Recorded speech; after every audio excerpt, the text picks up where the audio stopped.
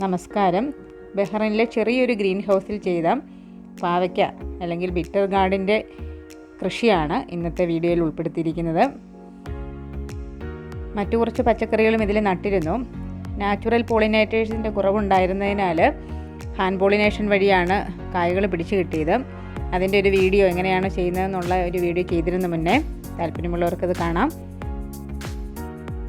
എല്ലാം കണ്ടെയ്നറുകളിലാണ് നട്ടത്. അധികം തൈകളൊന്നും ഉണ്ടായിരുന്നില്ല. ഒരു 5-6 ക്യാനുകളിലാണ് ഇത് ഞാൻ നട്ടത്. എങ്കിലും വലിയ കുഴപ്പമില്ലാതെ വിളവ് കിട്ടി.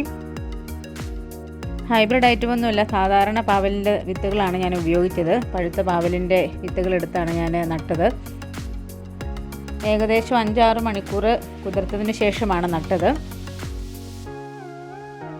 പാകിയതിന് ശേഷം ചെറുതായിട്ട് മണ്ണൊന്നിട്ട് മൂടിക്കൊടുത്തു.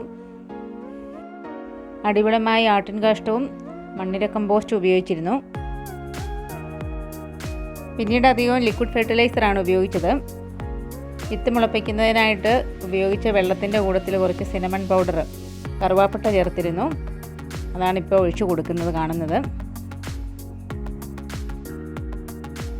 ജൈവവളങ്ങളുടെ അപര്യാപ്തതയുള്ളതിനാൽ ഞാൻ എൻ്റെ കൈവശമുള്ള ഫെർട്ടിലൈസേഴ്സാണ് അധികം ഉപയോഗിക്കാറുള്ളത്. എല്ലാം നാച്ചുറലായിട്ടുള്ളത് തന്നെ. വിൻ്റർ സീസണിൽ ഇവിടെ അധികം ബുദ്ധിമുട്ടൊന്നും ഇല്ലാതെ തന്നെ പെട്ടെന്ന് വളർന്നു കിട്ടുന്ന ഒരു ചെടിയാണ് പാവലും. ഗ്രീൻ ഹൗസ് ആയതുകൊണ്ട് ഈച്ചകളുടെ ശല്യം കുറവായിരുന്നു. എങ്കിലും ഞാൻ യെല്ലോ ട്രാപ്പ് ഉപയോഗിച്ചിരുന്നു. ചെറിയ കൊച്ചു ഈച്ചകളുടെ ശല്യം കുറച്ചുണ്ടായിരുന്നു. ഗ്രീൻ ഹൗസിൽ കൃഷി ചെയ്യുന്നതുകൊണ്ടുള്ള പ്രധാന മെച്ചം കീടങ്ങളുടെ കുറവ് തന്നെയാണ്. എന്നാൽ നാച്ചുറൽ പോളിനേഷൻ്റെ അഭാവം, അതാണ് കുറച്ച് ബുദ്ധിമുട്ടായിട്ട് തോന്നുന്നത്. എങ്കിലും പുറമേ ചെയ്യുന്ന കൃഷിയേക്കാൾ കൂടുതൽ കായ്ഫലം ലഭിക്കുന്നത് ഇങ്ങനെയാണെന്നാണ് എൻ്റെ ഒരു അനുഭവം. അതുപോലെ കൃത്യതയോടു കൂടിയുള്ള പോളിനേഷനും കാപിടുത്തത്തിന് ആവശ്യമാണ്.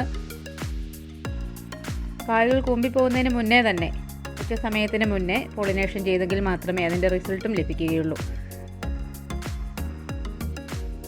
സ്ഥലപരിമിതിയുള്ളതിനാൽ 2 തട്ടായിട്ടാണ് ഇതിൽ കൃഷി ചെയ്യുന്നത്.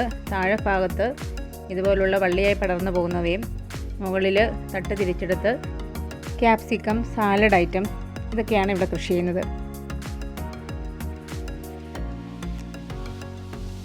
ചെടികൾ വളർന്നു വരുന്ന സമയങ്ങളിൽ ഫിഷമൈനോആസിഡാണ് ഉപയോഗിച്ചത്. പിന്നീട് പൂക്കളാകാൻ തുടങ്ങിയതിന് ശേഷം ചാരം, ബനാന, ഒനിയൻ പീൽസ്, മുട്ടത്തൊണ്ട് ഇതെല്ലാം നൽകിയിരുന്നു. ഇതിനെക്കുറിച്ചുള്ള വിശദമായ വിവരണങ്ങളിലേക്ക് ഞാൻ കടക്കുന്നില്ല. ഓൾറെഡി ഞാൻ എല്ലാ വീഡിയോസും ചെയ്തിട്ടുണ്ട്. നിങ്ങൾക്ക് താല്പര്യമുള്ളവർക്ക് കണ്ടു നോക്കാം. കൂടുതലായി ഉപകാരപ്പെടുന്നത് ബിഗിനേഴ്സിനായിരിക്കും. പ്രത്യേകിച്ചും ഗൾഫിലൊക്കെ കൃഷി ചെയ്യുന്നവർക്ക് ജൈവ രീതിയിലുള്ള കൃഷി എപ്പോഴും ശരിയാകണമെന്നില്ല. കാരണം മെറ്റീരിയൽസിൻ്റെ അഭാവം തന്നെയാണ്. എങ്കിലും കുറച്ച് ശ്രദ്ധിച്ചാൽ നമ്മുടെ വീടുകളിൽ നിന്ന് തന്നെ കിച്ചൺ വേസ്റ്റിൽ നിന്നും അതുപോലെ കുറച്ച് പുറത്തുനിന്നൊക്കെ മേടിക്കുകയാണെങ്കിൽ വളങ്ങൾ ഉണ്ടാക്കിയെടുത്ത് ഈ രീതിയിൽ കൃഷി ചെയ്യാൻ എളുപ്പമായിരിക്കും. ഗ്രീൻ ഹൗസിലെ പോലെ തന്നെ ബാൽക്കണിയിലും എല്ലാം നന്നായിട്ട് വളർന്നു വരുന്നൊരു ചെടിയാണ് പാവലും. ഇവിടെ വിൻ്റർ സീസണിൽ പോളിനേറ്റേഴ്സ് കുറവുള്ള സ്ഥലങ്ങളിലും കൂടുതൽ വിളവുകൾക്ക് വേണ്ടിയിട്ട് ഈ രീതിയിലുള്ള കൃഷികൾ നമുക്ക് ചെയ്യാം. പുറത്ത് കൃഷി ചെയ്യുമ്പോൾ സാധാരണ പുഴു കുത്താതെയും ഈച്ചകളുടെ ശല്യം ഉണ്ടാകാതിരിക്കാനായിട്ട് കവറിട്ട് കൊടുക്കേണ്ടി വരാറുണ്ട്. പക്ഷേ ഗ്രീൻ ഹൗസിൽ അതിൻ്റെ ആവശ്യം വരാറില്ല.